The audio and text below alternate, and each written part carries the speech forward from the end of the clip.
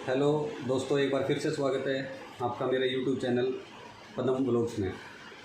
तो पिछली बार मैंने आपको बताया था क्यूनेट को लेके कि क्या कुछ ये करते हैं, तो इसमें मैं आपको बता दूं, ये और कोई नहीं होता आपको इसमें फंसाने वाला, आपका कोई जिगरी दोस्त, गहरा दोस्त जिस पे आप बहुत ज़्यादा विश्वास करते हो, और आपके रिश्तेदारों पे तो होता ही है कि सबको पता है कि कौन कहाँ लाके चोट मारेगा, किसी को नहीं पता। तो मैंने पिछली वीडियो में आपको बताया था कि ऐसे ऐसे मेरे साथ 3,20,000 का फ्रॉड हुआ है।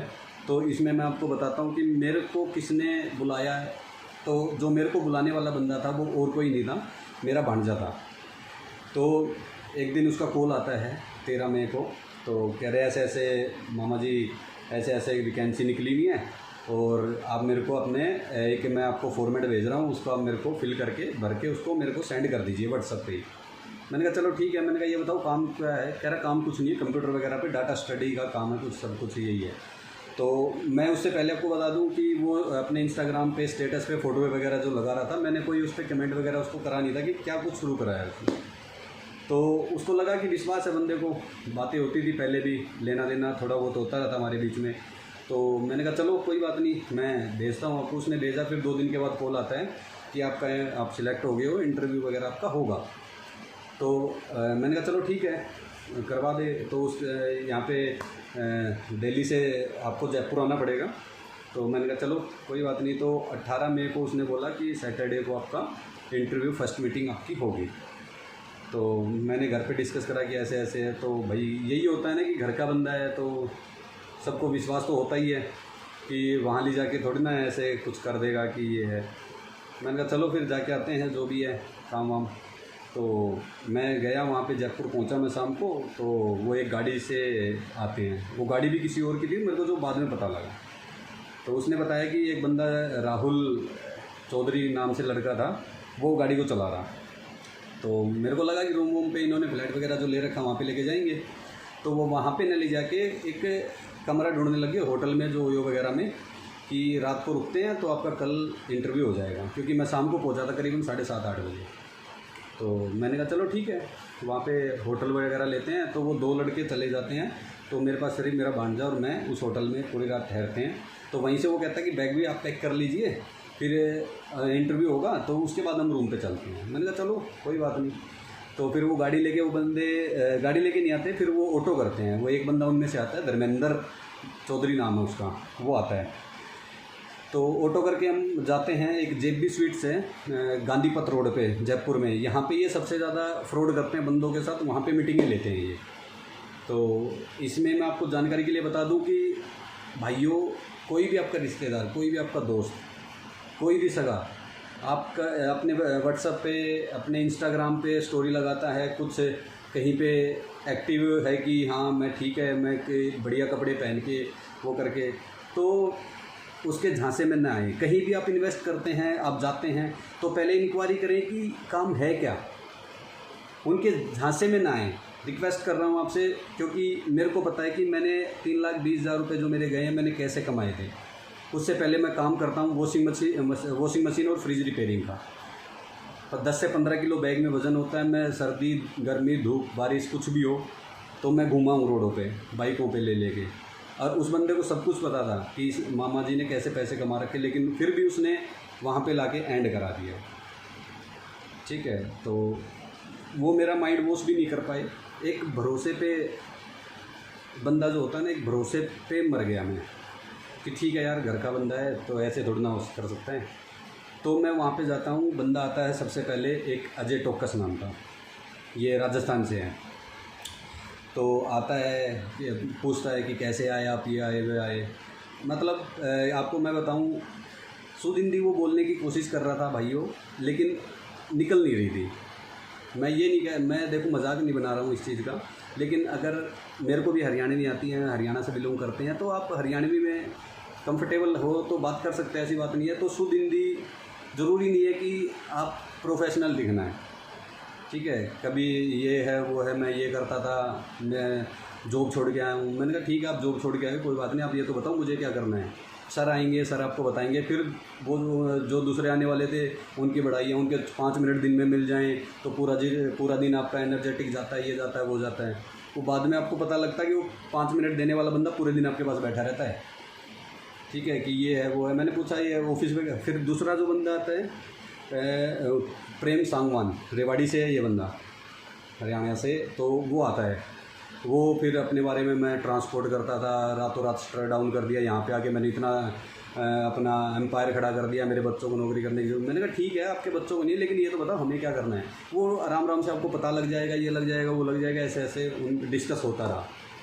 तो मैंने कहा चलो ठीक है कोई बात नहीं। फिर उन्होंने बोला कि आपको 3,20,000 रुपये आपके लगेंगे। बिज़नेस और जॉब में फ़र्क होता है, आपको ये इन्वेस्टमेंट करना पड़ेगा, तो ये स्टार्टिंग कॉस्ट होती है। और मैंने कहा चलो ठीक है। करा इन्वेस्ट करने में और कॉस्ट लगाने में बहुत दिन रात का फ़र्क है। इन्वेस्ट करना होता है कि करोड़ों में इन्वेस्ट कर रहे हैं, और स्टार्टिंग कॉस्ट होता है कि हम थोड़े बहुत पैसे लगा के अपना कुछ शुरू कर रहे हैं। तो कह रहा है स्टार्टिंग कॉस्ट आपकी 3,20,000 रुपये। तो मैं बाहर आता हूँ, तो बाहर आया तो मैंने, वो कह रहा कि 20,000 रुपये आपको एडवांस अभी आपकी सीट बुक करने के लिए तो पे करने पड़ेंगे, क्योंकि और भी इंटरव्यू वगैरह चल रहे हैं, कहीं सीट ही ना बचें और आप पीछे रह जाएँ। तो मैंने कहा चलो ठीक है। फिर करीबन 1 घंटे के बाद मेरे को कॉल आता है कि आप सिलेक्ट हो गए हैं, ये हो गया वो हो गया है। तो मैंने कहा चलो थैंक यू जी, बताओ। वो कह रहे हैं कि 20,000 रुपये आपको अभी, जो मेरा भांजा है उसका रवि शर्मा नाम है, ठीक है, मैं आपको बता भी देता हूँ। भिवानी ज़िले में धनाना गांव है उसका, वो वहाँ से बिलोंग करता है। तो उसने बताया, मैंने बोला, मैंने कहा 3,20,000 रुपये मैं इन्वेस्ट नहीं करूँगा, बहुत ज़्यादा पेमेंट है। तो वो उसने मेरे को वहाँ पे भी झूठ बोला, कह रहा 2,90,000 रुपये उसके खुद के लगे हैं। झूठ था उसका ये भी, ये बाद में बताऊँगा कब खुलासा हुआ है, क्योंकि जो मेरी स्टोरी है वो आराम आराम से आपके साथ शेयर करता हूँ मैं।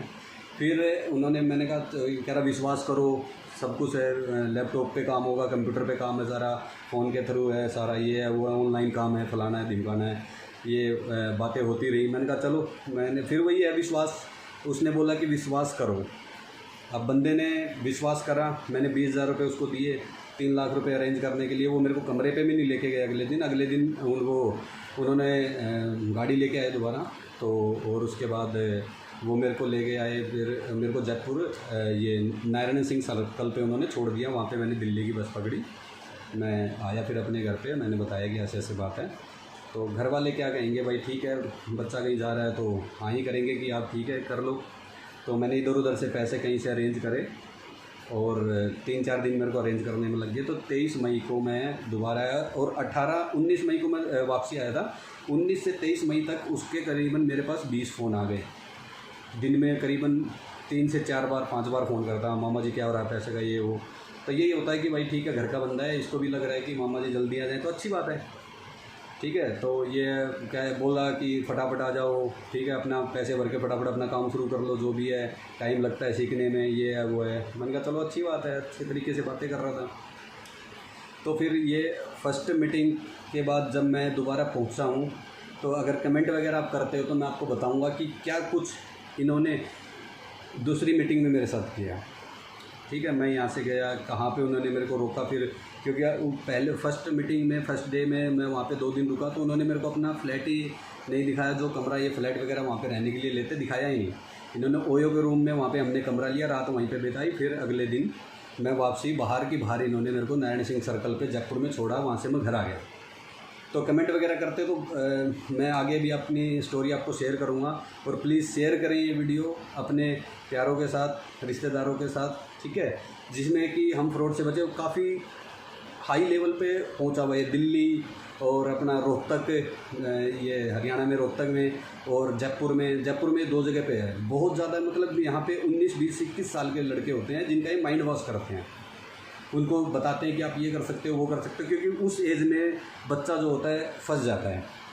फंस इसलिए जाता है, एक बार अगर पैसे लग गए तो वो ना तो घर पे आने के लायक रहता है और वहाँ पे तो कुछ होना ही नहीं है उसका। सपने आपको इतने हाई लेवल के दिखा देते हैं कि खड़े खड़े आप जहाज़ खरीद लोगे।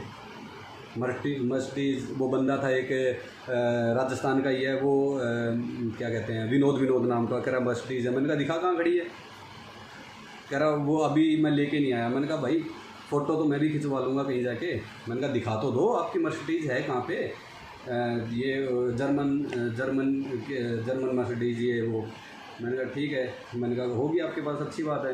मैं 1.5 लाख के जूते पहनता हूँ, मैं 2-2 लाख के फ़ोन चलाता हूँ। मैंने कहा मेरे को क्या करना है भाई, उसमें आप जो मर्ज़ी करो।